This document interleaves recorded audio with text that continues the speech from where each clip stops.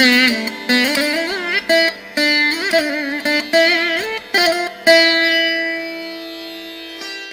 important and famous temple is Sri Uppiliyappan Temple.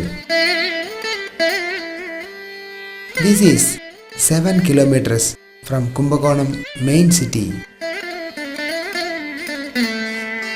This temple, also known as Akasha Nagari in Sanskrit. In Tamil, it is also known as Thiruvinnagaram.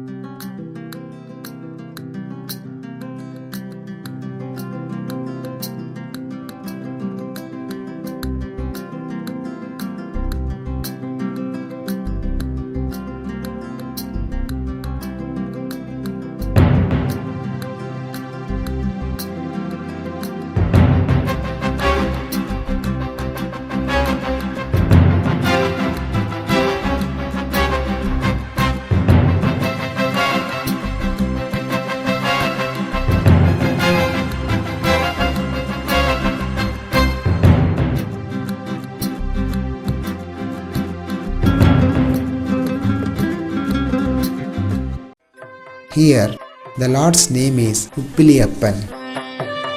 He is none other than Balaji, known as Venkateshwara. వెంకటరమణని బారో శేషాచలవాసని బారో వెంకటరమణని బారో శేషాచలవాసని బారో పంకజనాభ పరమ పవిత్ర శంకర మిత్రనే బారో పంకజనాభ పరమ పవిత్ర శంకర మిత్రనే బారో. In Sanskrit, he is also known as Lavana Varjita Venkatesha.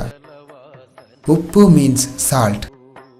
Here, in the Lord's offerings, always done without salt in any food.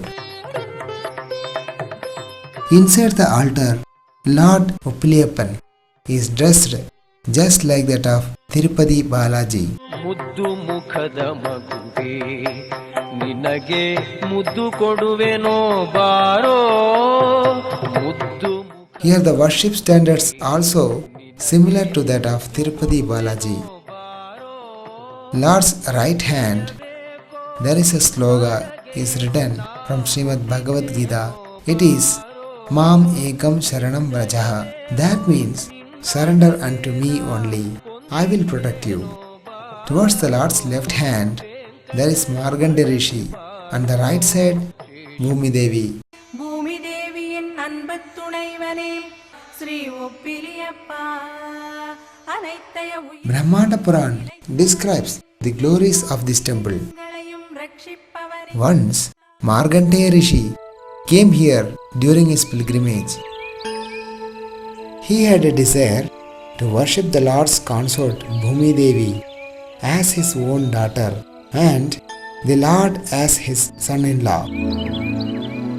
So, in this place, he performed severe austerities and penances for thousands of years, seeking the Bhumi Devi's blessing. After 1,000 years of penance, Bhudevi appeared as a baby under a tulasi plant. Markandeya Rishi felt the presence of Bhudevi as the incarnation of the baby. He took possession of the baby and brought her up with a lot of love and care.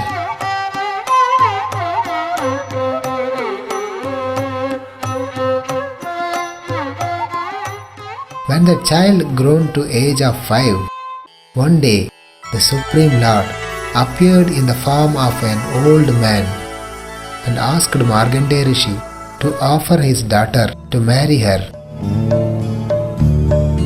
Markandeya Rishi replied, "You are very old and my daughter is very young and she doesn't know even how to cook with proper salt contents. And you may get angry and curse her if she cannot cook properly. This is not fair. This will not work out. I am very sorry."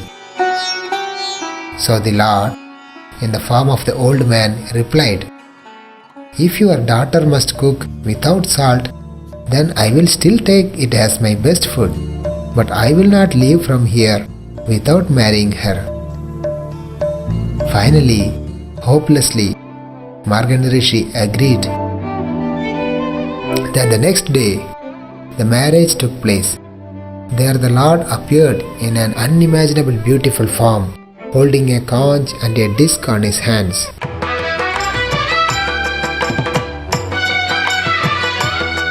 Then Markandeya Rishi realized that the old man was none other than the Supreme Lord himself. He became so happy. All his desires was fulfilled by the Lord. Since the Lord had said that he will accept the food that not salted as his most desired food, in this temple food offerings always done without salt.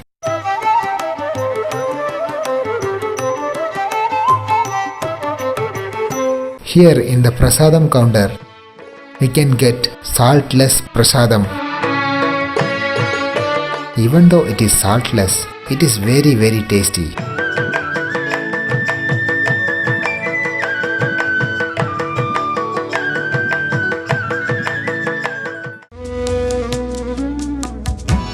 In front of the prasadam counter, here is the temple elephant known as Bhudevi. The golden dome above the Lord is known as Shuddhananda Vimanam. Simply by having darshan of this Vimanam, all one's miseries are destroyed.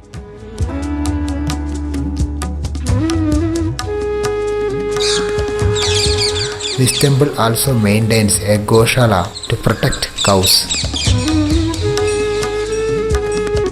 For the great Nam Alvar, the Lord gave darshan in 5 forms like Yennappan, Pannappan, Maniyappan, Muttappan, Thiruvinnagarappan.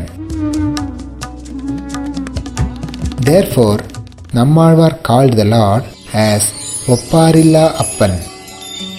That means uncomparable Lord. कारुण्य सागर शरण्य सुपुण्यमूर्ते श्री वेंकटेश मम देहि करावलंबम्. On the left side of the temple, there is a very sacred pond known as Ahoratra Pushkarini. Generally, one has to take bath in the pond only in the day times, but as unusually here one can take bath in the day or in the night. Ahoratra Pushkarini. There was a Brahmin named Deva Sharma. Once, he took forcefully the daughter of Jaimini Rishi as his wife. Knowing this, the rishis cursed him to become a crane. Then the Brahmin realized his mistake and he pleaded to Rishi. So, the Rishi told the Deva Sharma to stay on the banks of this Pushkarini. Then, one day, a huge storm came and broke a branch in which Deva Sharma was sitting as a bird, broke and fell in the Pushkarini. As soon as the divine water of this kund splashed on the bird's body, Deva Sharma was freed from his curse. That was the glory of this pond.